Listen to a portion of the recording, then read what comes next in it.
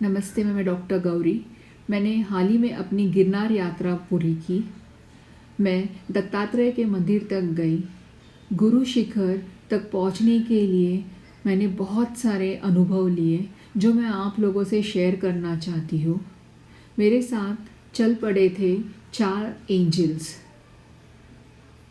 पर जब मैंने यात्रा पूरी की तब मैं पूरी तरीके से अकेली थी और मेरे साथ थे दत्त गुरु। जानिए वीना जी की ज़बानी मेरी गिरनार यात्रा।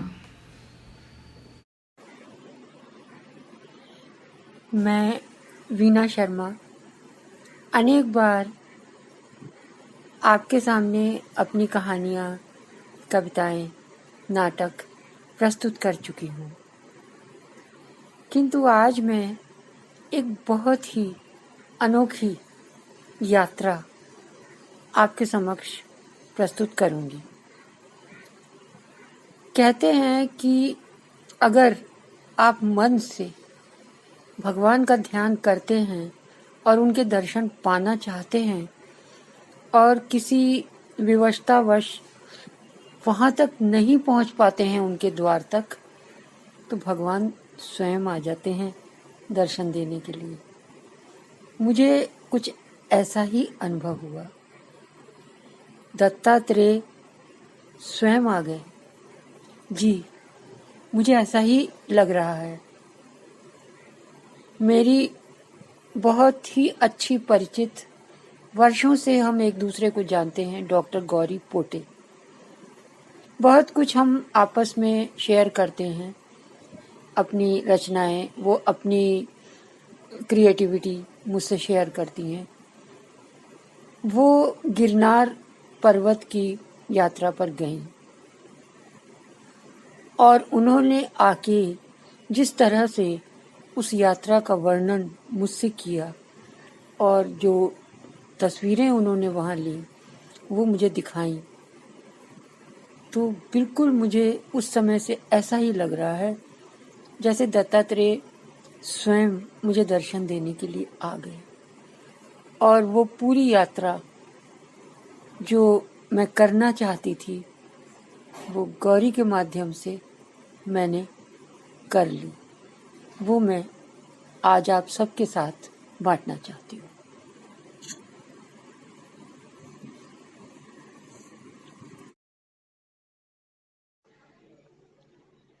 रात्रि 10:30 बजे यात्रा शुरू की गौरी ने। यात्रा से पहले ऊंचे और विशाल हनुमान जी के दर्शन और प्रार्थना की जाती है, ऐसी परंपरा भी है। और ये सच है कि हनुमान जी तो यूं ही अपने आप में अत्यंत विशाल हैं, और फिर उनकी इतनी विशाल सजीव प्रतिमा का आशीर्वाद लेके जो यात्रा शुरू की जाएगी उसमें स्वयं ही एक ऊर्जा भर जाएगी और वो यात्रा अवश्य ही सफल होगी। तो रात्रि 10:30 बजे गौरी ने और 3 यात्रियों के साथ यात्रा आरंभ की। 11:15 बजे तक वो 1000 सीढ़ियां चढ़ गई थी, लेकिन क्योंकि पहला दिन था उसे 1000 सीढ़ियां चढ़ने के बाद थकान महसूस होने लगी और उसने सोचा कि मैं लौट चलूं। इतनी थकान महसूस हुई उसको और वो लौटने लगी। रात का अंधेरा, बहुत ही मध्यम रोशनी, लेकिन उसके साथ अपना आत्मबल तो था ही। दत्तात्रेय का आशीर्वाद था, हनुमान जी उसके साथ थे, तो उसने निर्भीक होकर वो मार्ग तय कर लिया और नीचे पहुंच गई। उसके साथ जो यात्री थे वो आगे बढ़ते गए, लेकिन वो आई और विश्राम किया उस रात। यात्रा आरंभ करने से पहले गौरी मेडिटेशन यानी ध्यान लगाती थी, और मेडिटेशन तो वो हमेशा ही करती है, जब उसने संकल्प लिया कि गिरनार की यात्रा करनी है, उस समय जो मेडिटेशन उसने किया तो उसको एक अलौकिक प्रकाश दिखाई देता था और चारों ओर सर्प दिखाई देते थे। इसके अलावा उसको 790 अंक दिखाई देते थे। 790। तो उसकी समझ में उस समय नहीं आता था कि ऐसा क्यों हो रहा है, लेकिन ये वहां जाने के बाद समझ में आया। जब वो 790 सीढ़ियां चढ़ गई तो उसको ऐसा लगा कि आसपास कुछ कुछ है, भयभीत करने वाला है, लेकिन वो भयभीत नहीं हुई। कुछ है। उसने अपने साथी जो चल रहे थे साथ में उनको भी संकेत दिया कि कुछ लग रहा है, यहाँ पे कुछ कुछ हमें डरने की जैसा महसूस हो रहा है। तो उनको भी महसूस हुआ और वो लोग जल्दी से वो सीढ़ियां आगे बढ़ने लगे, वहां से हट गए। तो ये एक दत्तात्रेय भगवान की शक्ति है जो अपने पास आने वालों को पहले ही संकेत दे देती है और वो सब उनको वहां जाकर अनुभव होते हैं, जो गौरी को भी हुआ। इस बार उसने रोप वे लिया। रोप वे ने 3,999 सीढ़ियों तक उसे पहुंचाया। उसने अपनी उसको प्रेरणा रही है जिसकी वजह से उसने रोप वे का रिटर्न टिकट नहीं लिया, क्योंकि ये उसका आत्मबल है।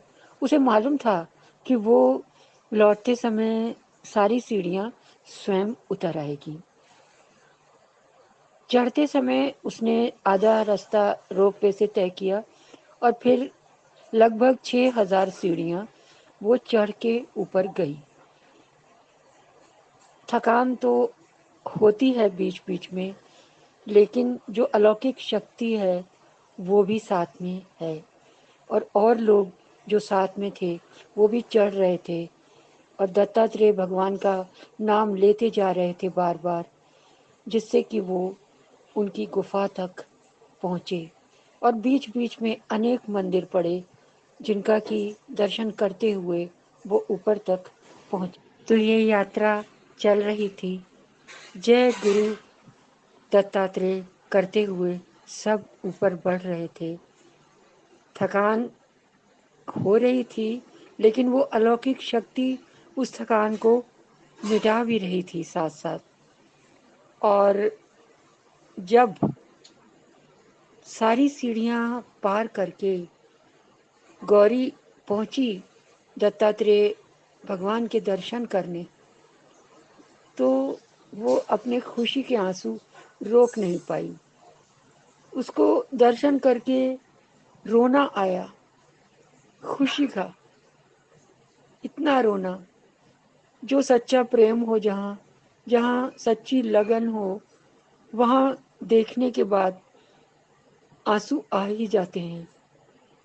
और उसने दत्तात्रेय भगवान के चरण पादुका के दर्शन किए और एक आत्मिक बल, आत्मिक प्रसन्नता जो उसको वहां मिली, अलौकिक प्रसन्नता जैसे उसने वर्णन किया, वो मुझे अपनी आत्मा में भी अनुभव हो रही है।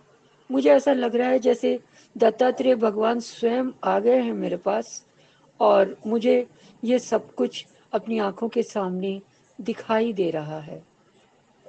लौटते समय, सीढ़ियां उतरते समय बहुत सावधानी से सीढ़ियां उतरने की ज़रूरत है, क्योंकि ज़रा सा भी कहीं अगर आपका संतुलन बिगड़ गया तो मुश्किल हो सकती है। ये गौरी ने मुझे बताया, एक लड़की सीढ़ियों पर गिर गई थी थोड़ा सा और वो बैठ गई वहीं। उसके बाद कुछ ऐसा हुआ, वो उन सीढ़ियों से आगे बढ़ गई, लेकिन 3-4 लोग और उन्हीं सीढ़ियों के ऊपर उसी तरह से गिरे और आगे बढ़े। इसका अर्थ ये है कि जब इंसान कहीं डरता है थोड़ा सा, तभी वो गिर जाता है, और वो जो एक नकारात्मक ऊर्जा या निगेटिव एनर्जी है, वो उस जगह पे उसकी छूट जाती है, और वो निगेटिव एनर्जी की वजह से दूसरे लोग भी सिर्फ उसी स्थान पर गिरते हैं। इस अनुभव से हमें एक शिक्षा और मिलती है कि हमें अपने अंदर हमेशा सकारात्मक ऊर्जा यानी पॉजिटिव एनर्जी ही रखनी चाहिए। निगेटिव एनर्जी न सिर्फ हमारी आत्मशक्ति को निर्बल करती है, बल्कि हमारे आसपास जो लोग हैं उनको भी प्रभावित करती है। तो दत्तात्रेय भगवान ने हमको ये संदेश भी दे दिया कि अपने अंदर जितना भी संभव हो सकारात्मक ऊर्जा ही रखनी चाहिए। इस तरह करके हम अपने लिए तो अच्छा करते ही हैं, हमारे आसपास जो वातावरण है उसके लिए भी अच्छा ही होता है, और हम नकारात्मक ऊर्जा यानी निगेटिव एनर्जी से हमेशा दूर रहें। उतरते समय कमंडल कुंड के दर्शन हुए। कहा जाता है, और उसमें हर समय ये ध्यान रखा जाता है कि ऐसी आहुति डालते रहें जिससे वो अखंड रहे। शायद अनेक वर्षों से वो उसी तरह से अखंड धूनी जल रही है, और उस धूनी के दर्शन करने का भाग्यशाली लोगों को ही उस धूनी के दर्शन हो पाते हैं। और उस धूनी का दर्शन करने का अर्थ है कि आपका जीवन सार्थक हो गया, आपकी यात्रा सार्थक हो गई। और फिर वहाँ पे प्रसाद के रूप में भोजन कराया गया। उस भोजन में एक अलौकिक स्वाद था, जो भोजन की स्वाद को और गुना सैकड़ों गुना बढ़ा रहा था। जाहिर है कि भोजन बनाने के लिए सब कुछ इस्तेमाल तो वही किया गया होगा जो हम करते हैं, लेकिन वहाँ पे जो दत्त गुरु की शक्ति है उसके कारण उसमें अलौकिक स्वाद आया। और गौरी जो वर्णन कर रही है कि बहुत ही स्वादिष्ट और आत्मा को शांत करने वाला, आत्मा को सुख देने वाला भोजन उसने वहाँ ग्रहण किया। वास्तव में सच्चा भोजन जिसमें स्रोत दोष नहीं है, क्रिया दोष नहीं है, भाव दोष नहीं है, उसी भोजन में ऐसा स्वाद आता है। दर्शन करके अनेक लोग मेरे साथ, मतलब गौरी के साथ नीचे उतर रहे थे, और सबके चेहरे पे एक गर्व मिश्रित मुस्कान थी कि हम दत्तात्रेय भगवान के दर्शन कर आए।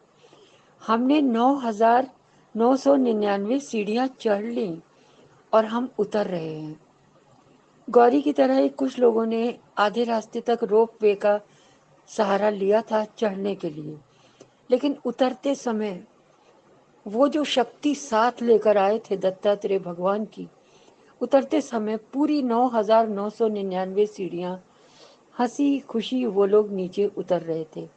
सबके चेहरे पे मुस्कान थी, और गौरी को देख के भी एक दूसरे से परिचित ना होते हुए भी परस्पर उस मुस्कान का आदान प्रदान हो जाता था। जो एक ऊर्जा सबके अंदर थी वो एक दूसरे से बांट रहे थे। सकारात्मक ऊर्जा जो दत्तात्रेय भगवान की अलौकिक देन सबको मिली थी। सबके चेहरे पे उत्साह था, और ये उत्साह मैं चाहती हूँ सबको मिले।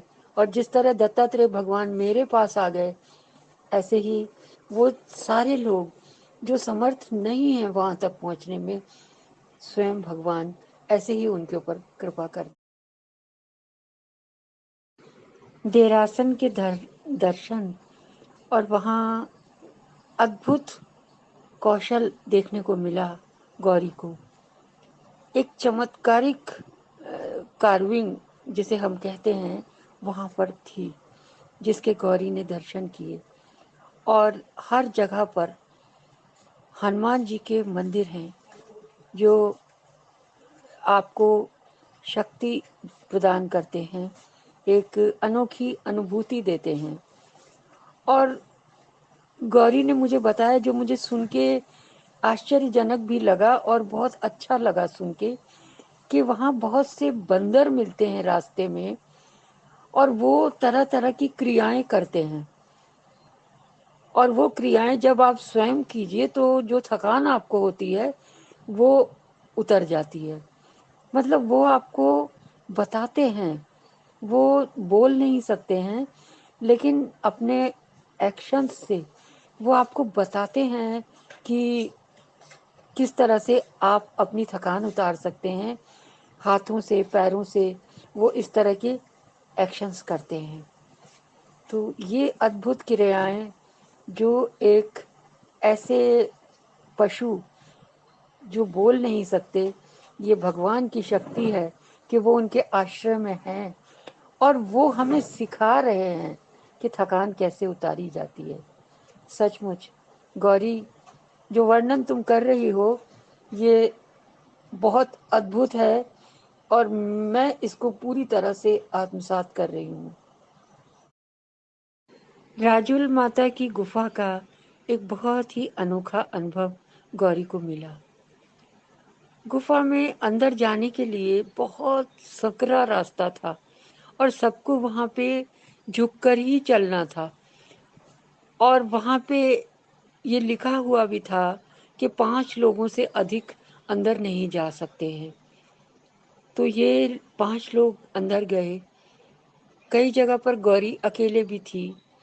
वहाँ राजुल माता के मंदिर में ही नेमिनाथ बाबा का मंदिर भी पास में ही है और साथ साथ इन लोगों ने दर्शन किए उनके। उसी तरफ बैठ के बिल्कुल एक दूसरे के अत्यधिक निकट आना पड़ा क्योंकि जगह बहुत कम थी वहाँ पे। और राजुल माता की कथा कि कैसे वो वहाँ आई, कैसे वो वहाँ बस गई, ये सब भी वहाँ सुनने को मिली। और ये महान शक्तियाँ, महान विभूतियाँ जहाँ बस गई, जहाँ गई, आज भी अपनी ऊर्जा से वो पूरे संसार को ऊर्जा दे रही हैं। जो भी दर्शन करने जाता है वो खाली हाथ नहीं वापस आता, उनकी ऊर्जा साथ लेके आता है। जैसे गौरी आई और इतनी ऊर्जा लेके आई कि वो मेरे अंदर भी प्रवाहित कर दी उसने। तो बस राजुल माता के दर्शन किए, नेमिनाथ जी के दर्शन किए उसने।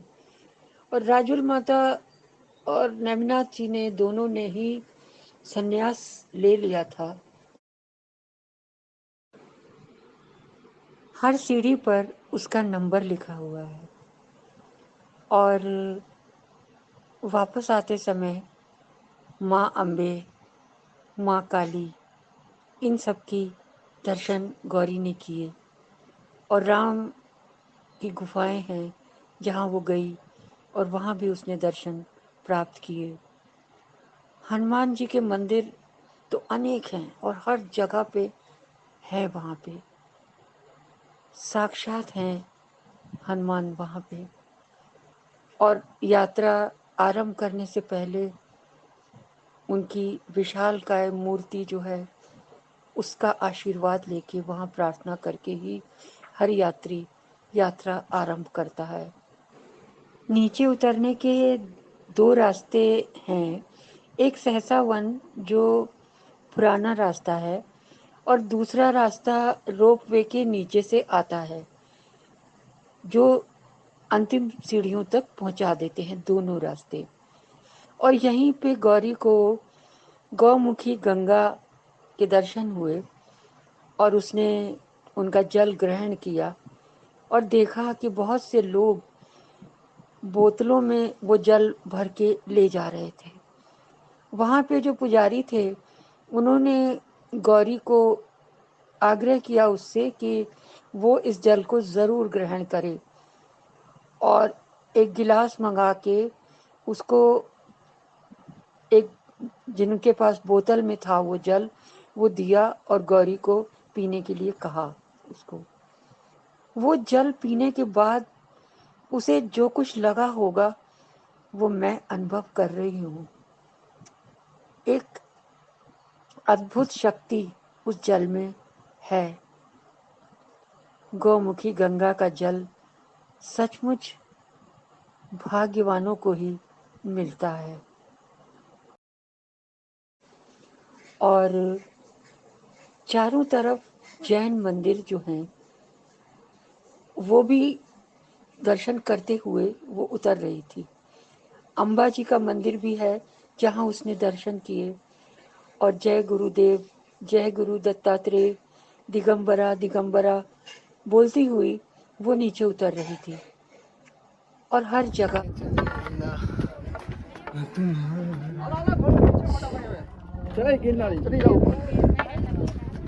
श्री गुरुदेव दत्ता, श्री गुरुदेव दत्ता।